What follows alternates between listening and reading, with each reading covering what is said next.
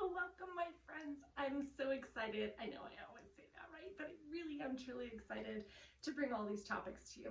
And today, if you had a chance to read the description of what I'm talking about, you may be wondering somewhere in your mind what it is I'm going to talk to you about and why I would be excited. But let me just share this with you real quick. I believe some personal things, and so sometimes I impose them on different ideas. I feel like I didn't do that in this case today, and so I want to share with you some of the things that we have been talking about in my class, and it brings to light some things that I think are valuable for all of us.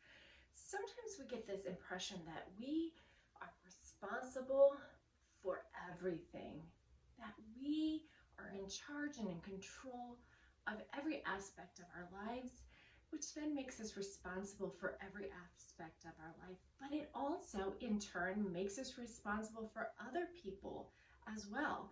And that's where I get a little caught up. And I want you to hear what I have to say to you today, because I think there's great value for you. So I try to bring my videos from the aspect of Scripture. And what I want to share with you is, in the beginning, some of you are like, where is she going? At the point of creation, God made Adam responsible for the animals and the earth, all of creation. And he also made him responsible for to working the earth, okay?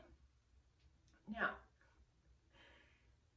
God's responsibility for Adam was just to care for those things. Okay? He wasn't responsible to provide for every aspect of their living or their existence. That was God's role. Adam's responsibility was just to help maintain the earth in the best possible way that he was capable of. Okay, that's a look at the man that was created in that space. And how about the woman that's created in that space? What was her responsibility that God gave her? Well, I think he gave it to both Adam and Eve, but he really did give her the responsibility to bear children. But he not only did he give her that responsibility, he also physically made her body that way. And so that is the two pieces, the two components that God creates all of life with and deems humans responsible for. I think there's one other aspect of that, and Jesus touches on it much later, and that is to love and be in relationship with God. Okay? So if we take from the beginning the responsibilities, while they feel massive, they're really not, because you know what happened? God didn't walk away and said, hey, you have to take care of all this, and you got it. I don't need to do any work. That's not what happened. Okay? And then we get to a place later on, and Jesus reaffirms that our responsibility is to go out and to share God with the world. By doing that, we first have to love God and be in relationship with him. So Jesus is reaffirming what God says at creation. Okay? Bear with me. I know what you're thinking, because you're thinking, I have other responsibilities. I have other roles. I can't just not do those things.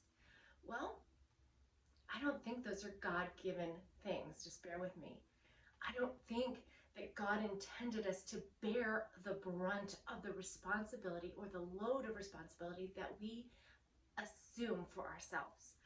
Here's what I think what happens along the way is culture defines individual roles for humans. And here's a good example of that. As the nation of Israel becomes a nation and grows in such capacity that it needs to have leadership. Now, I'm not talking about kings here. I'm talking about leadership of the tribes. And as that happens, specific roles are designed for certain groups. Perfect example, the Levites, and then more specifically, Aaron's bloodline becomes responsible for the priesthood. Okay, bear with me. I think that even comes up into the new church. In the New Testament, I believe again culture is driving the roles and responsibilities that the apostles assign to the leaders of the church. I again do not feel like that is what God is telling us is our role or our responsibility. Our God-given role and responsibility is to love, to honor, to respect, and to share God. So what does that mean for you? What that means for you, my friend, is take a deep breath, because all of those burdens you're putting on yourself are given to you through culture, perhaps through a job situation. I'm not telling you not to do those things. What I'm telling you is you're not responsible for the world, okay? You're responsible to love creation, to love God, but you are not responsible to do all of the work for every single person or carry their burdens, okay? I know that's a big topic and we could get into way more and we could even argue that space around a little bit. But we're not going to do that. I want you to have some breathing space for the next week. So take it. Keep doing the things you're responsible for at work, or you may not have a job. Keep doing the things you're responsible for at home, or you may not have a home. Not downplaying any of that. What I'm saying to you is live within your role that God has given you, and the rest of it you can learn to take deep breaths in. Check out the blogs on Monday and the podcast on Saturday. Those are going to give you very specific ways in order to do just what I talked about. Friend, I love you.